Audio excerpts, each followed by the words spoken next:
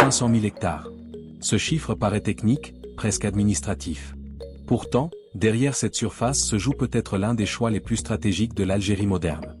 Dans un monde où les crises alimentaires se multiplient, où le prix des céréales peut exploser en quelques semaines, où les chaînes logistiques mondiales deviennent imprévisibles, la question n'est plus simplement de produire davantage. La question est de savoir si un pays peut décider de ne plus dépendre totalement des autres pour nourrir sa population.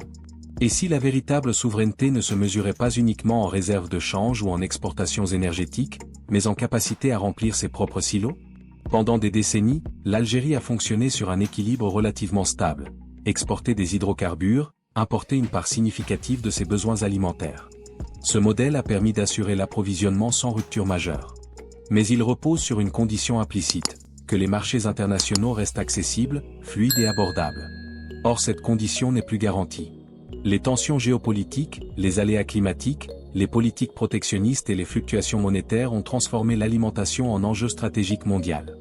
Dans ce contexte, dépendre massivement des importations revient à accepter une vulnérabilité structurelle. C'est ici que le projet des 500 000 hectares prend toute sa dimension. Il ne s'agit pas d'une simple extension de surface cultivée. Il s'agit d'un changement d'échelle. Transformer 500 000 hectares en capacité productive stable signifie structurer un système agricole capable d'absorber les chocs, de stabiliser les volumes et de sécuriser l'approvisionnement national. Mais attention, une superficie, aussi vaste soit-elle, ne nourrit personne si elle n'est pas organisée comme un système cohérent. La première réalité à comprendre est que l'hectare n'est pas une unité abstraite.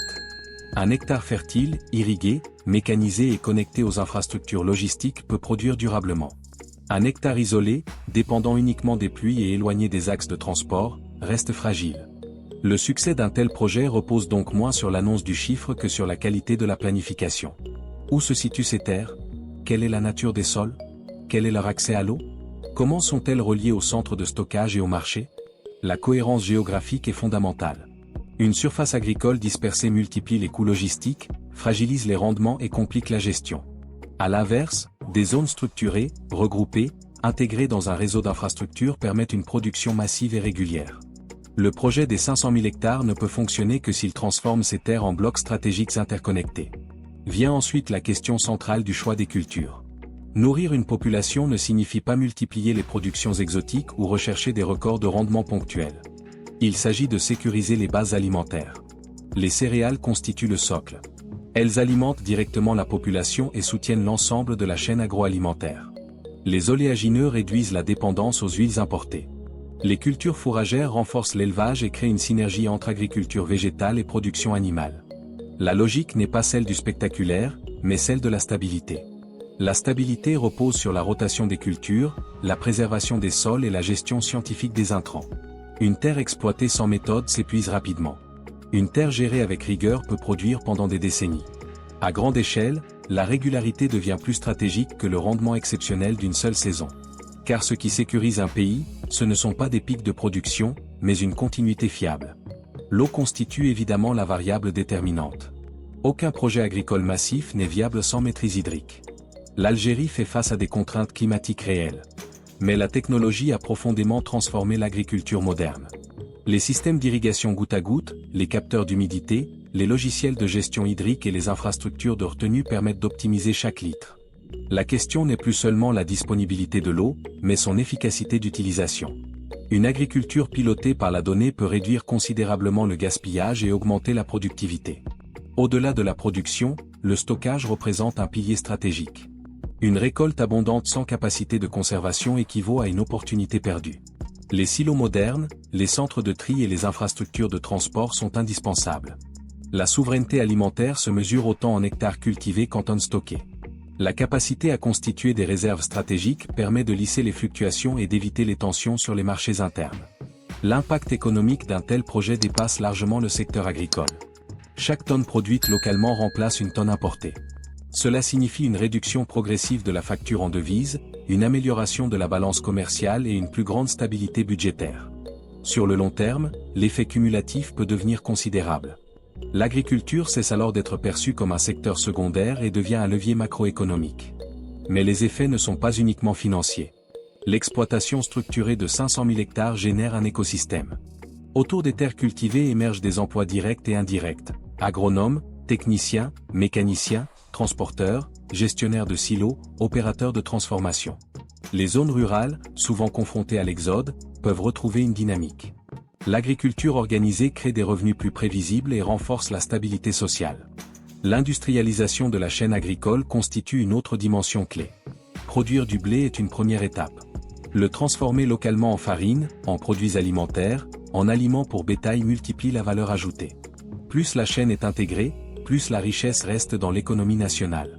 Cette intégration réduit également la dépendance aux produits intermédiaires importés. Le projet des 500 000 hectares doit donc être pensé comme un système complet. Production, stockage, transformation, distribution. Sans cette cohérence, la surface seule ne suffit pas. Avec elle, la dynamique change d'échelle. L'agriculture devient un pilier stratégique au même titre que l'énergie ou l'industrie lourde. Sur le plan géopolitique, la capacité à nourrir sa population offre une marge de manœuvre supplémentaire. Un pays moins dépendant des importations alimentaires peut négocier avec davantage de sérénité. Il est moins exposé aux pressions extérieures et aux fluctuations imprévisibles des marchés mondiaux. Cette souveraineté n'est pas idéologique, elle est opérationnelle. Elle se traduit par des stocks, des infrastructures et une continuité d'approvisionnement. À long terme, si les 500 000 hectares atteignent leur plein potentiel, l'Algérie pourrait réduire significativement sa vulnérabilité alimentaire. Les importations ne disparaîtront probablement pas totalement, mais leur poids relatif pourrait diminuer. Cette réduction progressive renforcerait la résilience nationale face aux crises. Cependant, un tel projet exige une gouvernance rigoureuse. La coordination entre ministères, collectivités locales, investisseurs privés et agriculteurs doit être fluide. Les financements doivent être structurés sur le long terme. Les objectifs doivent être mesurables et suivis. Sans pilotage précis, même les meilleures intentions peuvent se diluer. L'expérience internationale montre que les grandes transformations agricoles réussissent lorsque la planification est cohérente et durable. Les pays qui ont atteint l'autosuffisance partielle ou totale ont investi dans la recherche agronomique, la formation, l'infrastructure et la logistique. Ils ont compris que la terre seule ne suffit pas, c'est le système autour de la terre qui fait la différence. Les 500 000 hectares peuvent ainsi devenir un symbole de transition. Transition d'un modèle largement dépendant vers un modèle plus équilibré. Transition d'une agriculture fragmentée vers une agriculture structurée. Transition d'une vulnérabilité subie vers une résilience construite. Mais cette transformation ne se fera ni en une saison ni en une année. Elle demandera constance, adaptation et patience. Les cycles agricoles sont longs. Les infrastructures prennent du temps. Les compétences se forment progressivement. C'est un projet de décennie, pas de trimestre. Ce qui est en jeu dépasse la simple production de blé ou d'huile. Ce qui est en jeu, c'est la capacité d'un pays à décider qu'une part essentielle de son avenir alimentaire doit être maîtrisée sur son propre territoire. 500 000 hectares peuvent sembler un chiffre. En réalité, ils représentent une architecture stratégique potentielle. Si ces terres sont cartographiées intelligemment, irriguées efficacement, cultivées méthodiquement, stockées rigoureusement et transformées localement, alors elles peuvent devenir un socle. Un socle de stabilité. Un socle de résilience. Un socle de souveraineté opérationnelle. Mais si elles restent une annonce sans système intégré, elles ne seront qu'une statistique supplémentaire. La différence entre les deux scénarios ne tient pas à la surface, mais à la méthode. L'un des éléments les plus déterminants dans la réussite d'un projet de cette ampleur est la capacité à penser en cycle long. L'agriculture ne répond pas à la logique de l'immédiateté.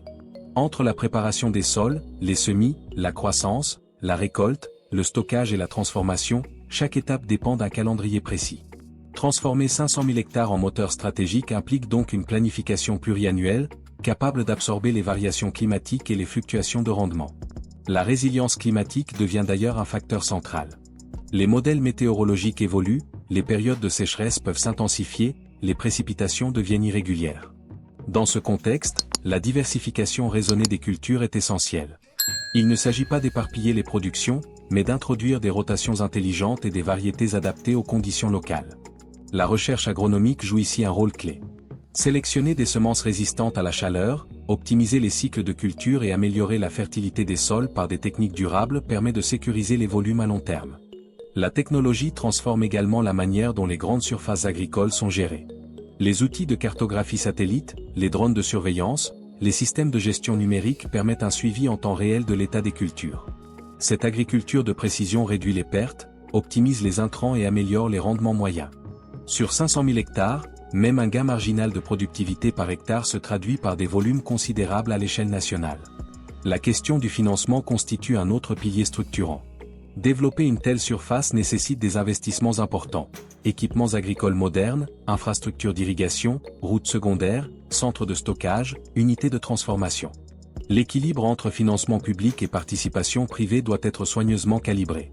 L'État peut impulser, structurer et sécuriser le cadre, mais la dynamique productive dépendra aussi de l'implication d'acteurs économiques capables d'opérer efficacement sur le terrain. Un projet agricole massif doit également intégrer une logique de formation continue. Les techniques évoluent, les méthodes s'améliorent, les standards internationaux se renforcent. Former des agriculteurs à l'agriculture de précision, à la gestion durable des sols et à l'optimisation hydrique garantit que la surface cultivée reste performante sur la durée. Sans monter en compétences, la modernisation reste superficielle. La dimension logistique ne peut être sous-estimée. Produire massivement implique transporter massivement. Les axes routiers, ferroviaires et les plateformes de distribution doivent être intégrés au projet dès sa conception. Un retard logistique peut annuler les gains productifs. À grande échelle, la synchronisation entre récolte, transport et stockage devient un facteur stratégique. L'intégration avec l'élevage représente une opportunité supplémentaire. Les cultures fourragères produites sur une partie des 500 000 hectares peuvent renforcer l'autonomie alimentaire animale, réduire l'importation d'aliments pour bétail et stabiliser les filières viande et lait. Cette synergie multiplie les effets économiques du projet et renforce la cohérence du système agricole national. Il est également important de considérer la dimension territoriale. Les régions concernées par l'exploitation de ces terres peuvent devenir de véritables pôles agro-industriels. L'installation de centres de transformation à proximité des zones de production réduit les coûts et crée des emplois locaux. Cette décentralisation productive contribue à équilibrer le développement régional et à réduire la concentration économique sur la bande côtière. Sur le plan macroéconomique, la réduction progressive des importations alimentaires peut libérer des ressources en devises. Ces économies peuvent être réinvesties dans la modernisation des infrastructures ou dans la diversification industrielle. L'agriculture cesse alors d'être un poste de dépense structurelle et devient un levier de stabilisation financière. La stabilité des prix intérieurs constitue un autre bénéfice stratégique. Une production locale planifiée permet de mieux réguler les fluctuations et d'éviter les hausses soudaines liées aux tensions internationales. Cette régulation renforce la confiance des ménages et soutient le pouvoir d'achat. Cependant, un projet de cette ampleur comporte des risques s'il n'est pas accompagné d'une gouvernance rigoureuse. Les retards administratifs, la mauvaise allocation des ressources ou l'absence de coordination peuvent ralentir la dynamique. La transparence, le suivi des performances et l'évaluation régulière des résultats sont indispensables pour maintenir la crédibilité et l'efficacité du programme. Il faut également anticiper la durabilité environnementale. Exploiter intensivement 500 000 hectares ne doit pas conduire à une dégradation irréversible des sols ou à une surexploitation des nappes phréatiques. L'équilibre entre productivité et préservation des ressources naturelles est fondamental. Une agriculture durable garantit que les bénéfices d'aujourd'hui ne compromettent pas la capacité productive de demain.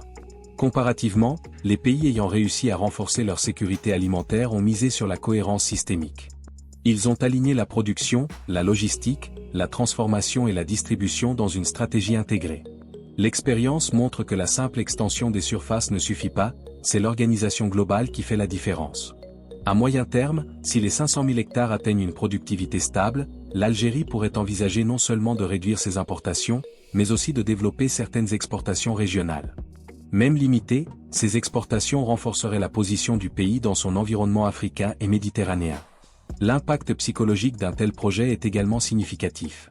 Voir des terres mises en valeur, des infrastructures se développer et des filières agricoles se structurer renforce la perception d'un avenir maîtrisé. Cette confiance collective joue un rôle dans la stabilité sociale et dans l'attractivité économique. La réussite dépendra enfin de la capacité à maintenir la cohérence stratégique dans le temps. Les cycles politiques sont courts, les cycles agricoles sont longs. Il faudra garantir une continuité dans l'engagement, indépendamment des variations conjoncturelles. Ainsi, 500 000 hectares ne représentent pas seulement un défi technique. Ils incarnent une vision de transformation structurelle. Une vision où la terre n'est plus simplement exploitée, mais organisée comme un système productif intégré. Une vision où l'agriculture devient un pilier stratégique de la souveraineté nationale. Si cette transformation est menée avec méthode, rigueur et constance, elle peut modifier durablement l'équilibre alimentaire du pays. Elle peut réduire la vulnérabilité, stabiliser les marchés internes et renforcer la cohésion territoriale. Elle peut faire de la production locale non pas une alternative marginale, mais une base solide de résilience. Au-delà des chiffres, au-delà des hectares, l'enjeu réel est la capacité à transformer un potentiel en système. Car ce n'est pas la surface qui nourrit une nation, mais l'organisation qui la structure. Et si ces 500 000 hectares deviennent un réseau cohérent, irrigué, mécanisé, stocké et transformé, alors ils ne représenteront pas seulement un pari agricole. Ils deviendront l'un des fondements silencieux mais décisifs de la stabilité et de l'autonomie stratégique de l'Algérie pour les décennies à venir.